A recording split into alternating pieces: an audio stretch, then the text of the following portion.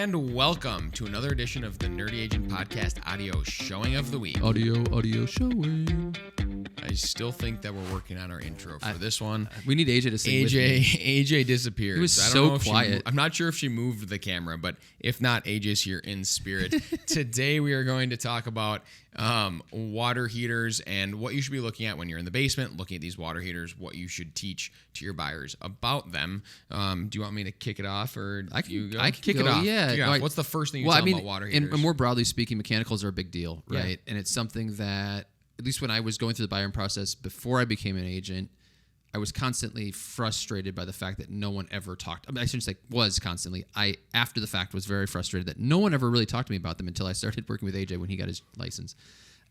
Because people ignore what are relatively big ticket items. Now, the water heater is the least expensive of the mechanical systems that could go wrong in your house, but it could also become a very expensive problem if it does go wrong. So I tell people, we go downstairs, the water heater is around $1,800, $1,500 to $2,000 to replace.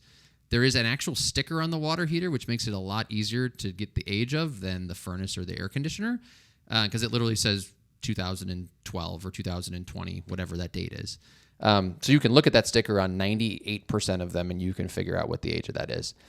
On top of that, the water heater does tend to rust over time. So really old ones you will see have rust and corrosion on them. Sometimes newer ones will get rust and corrosion on them, and that's a sign that it's probably not going to last as long. And so you're kind of monitoring those two things. The one big thing I leave my buyers with, though, is that like a furnace or an air conditioner, when they go out, you lose heat, you lose cool. So even if a furnace goes out in the winter, you can buy space heaters. You can keep your house warm enough. So I usually tell them I would let ACs run out. I would let furnaces run out their life, because some of them go a lot longer than others. You just don't know exactly when they're going to go. With a water heater, if it looks like it's really old and it's rusted out and it's getting close to the point where it's going to go, you want to replace it before it actually goes. Because essentially, if you've ever seen this, but when a water heater goes bad, the bottom rusts out and the water, you got, if a 40 gallon is going to drop 40 gallons of water, of hot water all over your basement.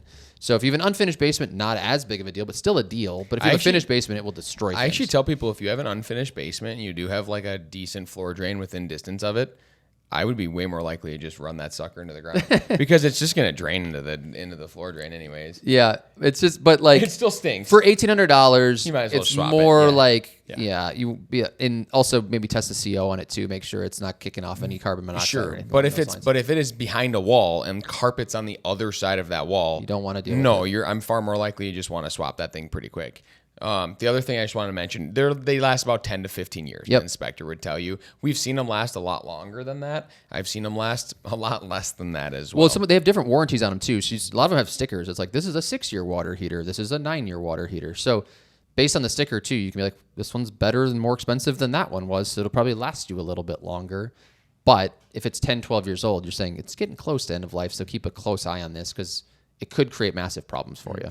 And then just 2 more points on there. If you are wondering where you look for rust on these water heaters, I'm always looking at the bottom to see if there's any water drops around, if it's leaking actively. And then the connection at the top is typically where you're going to see the rust and corrosion. If it's pretty bad there, that's when you start to get pretty concerned. Even if it's a 2-year-old water heater, you should still check that, because I've seen 2-3-year-old water heaters and they're rusted to crap, and that's going to go out pretty soon, and that connection needs to be replaced. The other thing I was looking at is just the water intake and out. So is it copper?